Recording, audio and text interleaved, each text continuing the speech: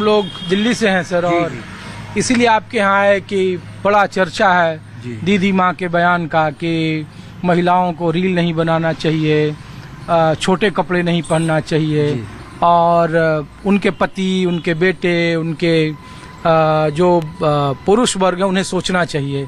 तो बड़ा आलोचना हो रही है। अनिरुद्धाचार्य जी यहीं से, प्रेमानंद जी महाराज यहीं से, और साध्वी रितंबरा भी यहीं से। तो कैसे देख रहे हैं सर आप लोग इसको? मैंने सुना था, पर मैंने उस रील को देखने का भी प्रयास किया। जिसने भी वो डाला है, फुटेज डाला है, उसको पहले तो पूरा देखना चाहिए था, क्योंकि पूज्य दीदी माँ जी तो नारी शक्ति की सशक्तिकरण का ही कार्य करती हैं। नारियों का सम्मान उनसे ज्यादा कोई नहीं करता है। उन्होंने वात्सल ग्राम की स्थापना ही नारी शक्ति के लिए की है। और वो तो जो भारत में विसंगतियां हैं, जो हमारे पारिवारिक विघटन का कारण बनती चली जा रही हैं, इन विसंगतियों बोलती हैं। अपने कथा प्रवचन में भी बोलती हैं कि हम भाई भारतीय संस्कृति जिसका पूरा विश्व पूजता है, और उसके भारतीय संस्कृति के विरुद्ध में अगर कोई कार्य करता है तो निश्चित रूप से इसका आघात हमारे भारतीय संस्कृति में होगा। इसीलिए उन्होंने कहा है कि भाई स्त्रियों को अपने सम्मान के साथ रहना चाहिए, अपनी गरिमा के साथ रहना चाहिए। क्योंकि आज जो समाज में हो रहा है, कितनी तरह से आप देखते हैं कि महिलाओं के साथ जो अत्याचार हो रहे हैं, खुलेआम हो रहे हैं, उसका कारण कहीं ना कहीं महिलाओं का भी रहता है। कि मान लो आप इस तरह से रहते हैं, तो दीदी माँ जी ने जो क्लिप चल रही है वो बहुत पहले की है, फरवरी के माह की है, सुल्तानपुर में कथा। अभी उन्होंने 3-4-5 दिनों में उन्होंने नहीं, ये तो बहुत पहले का है, फरवरी में कहा है, और ये तो हमारे उस पे ऑफिस चैनल पे पड़ा हुआ है। लेकिन जिसने भी ये क्लिप को डाला है, उसने अपनी बहुत क्षुद्र मानसिकता का परिचय दिया है।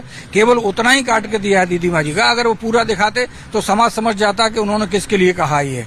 उनको दिखाना चाहिए पूरा। ये 25 का है, कथा का है, और दीदी माँ कोई सार्वजनिक रूप से कह रही हैं। और नारी के अस्तित्व के लिए उन्होंने बोला है कि जो टिप्पणी करते हैं, बाहर के लोग टिप्पणी करते हैं, उस टिप्पणी से बचना चाहिए। और हमें अपनी बहू बेटियों को सुरक्षित संरक्षित रखने के लिए इस तरह से छोटे कपड़ों में नग्न होकर के अपने केवल पैसा कमाने के लिए कार्य नहीं करना चाहिए।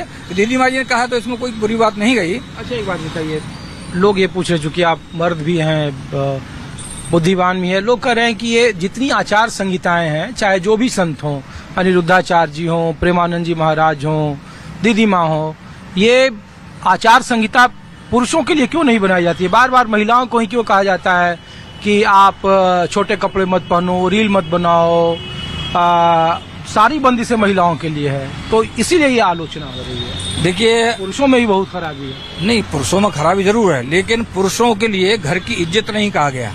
नारियों के लिए घर की इज्जत कहा जाता है, नारियों के लिए घर की लक्ष्मी कहा जाता है, पुरुषों को लक्ष्मी नहीं कहा जाता।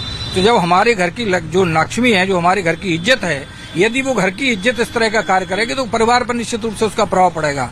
इसलिए नारियों के हाथ में, नारी तो मनुष्य को निर्माता है ना वो, क्योंकि जैसा उसका चरित्र होगा वैसी मनुष्य का निर्माण होगा। तो नारी को सबल होना चाहिए। एक नारी पढ़ती है तो पूरा परिवार पढ़ जाता है, एक नारी शिक्षित होती है पूरा परिवार शिक्षित होता है। पुरुष के पढ़ने का प्रभाव नहीं होता बच्चों पर, नारी के पढ़ने का बच्चों पर प्रभाव होता है। क्योंकि नारी परिवार का संरक्षण करती है, परिवार को संस्कार देती है। इसलिए नारियों के बारे में हमारे यहाँ, हमारे शास्त्रों में कहा गया है कि नारी को बहुत ही सोच समझ करके अपना जीवन जीना चाहिए, क्योंकि उसका प्रभाव बहुत दूर तक जाता है।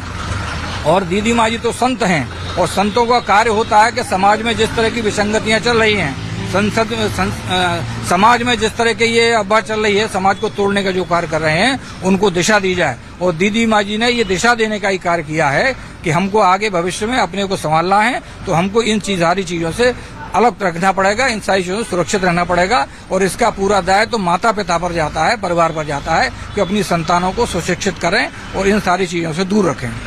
चलिए, तो देखिए, आश्रम में आकर पता चला कि जो वीडियो वायरल है और जिसकी सोशल मीडिया पर चर्चा हो रही है, वो बीते 1 सप्ताह या 2 या 3 दिन का नहीं है, बल्कि 4-5 महीने पुराना ये वीडियो है, और जानबूझकर ये डाला गया है। नमस्ते, आप लोग कितने सालों से हैं आश्रम में? मेरे को तो बहुत समय हो गया, 1 साल याद नहीं है। अच्छा जी। और क्या करती हैं आप यहाँ पे सेवा। अच्छा, सेवा। अच्छा, तो देखिए, अभी वृंदावन के बहुत सारे संतों ने मोर्चा खोल रखा है महिलाओं को लेकर के। लोग पूछते हैं कि, बहुत सारी महिलाएं मिलते पूछते हैं कि ये आचार संहिता हम ही लोगों पर क्यों है? महिलाएं कम कपड़े पहने, ज्यादा पहने, रील नहीं बनाए।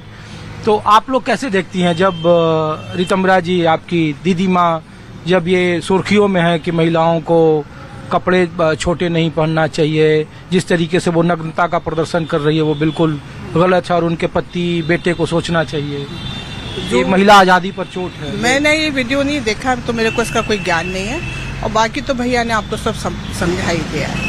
अच्छा, महिलाओं को लेकर जब इस तरीके से लोग कहते हैं तो आप लोग कैसा देखती हैं, कैसे बतौर एक महिला होने के लिए? मेरी कोई टिप्पणी नहीं है इस पे। आप लोग बता पाएंगे? बस भैया ने बता दिया, वही आप लोग हाँ? भैया नहीं। ने बताया, भैया ने बोल दिया है। नहीं, लेकिन आप चूंकि महिलाएं, आप कमा रही हैं, यहाँ घूम रही हैं, तो हर आदमी को अधिकार है एक महिला को अपने आर्थिक आजादी उन्नति का। अब जैसे तो- भैया ने बताया उसी को हम तोड़ मड़ोड़ के दूसरे शब्दों में बताए, वही बात को भैया ने बस समझा दिया, वही हमको लगता है उचित है। चलिए। दरअसल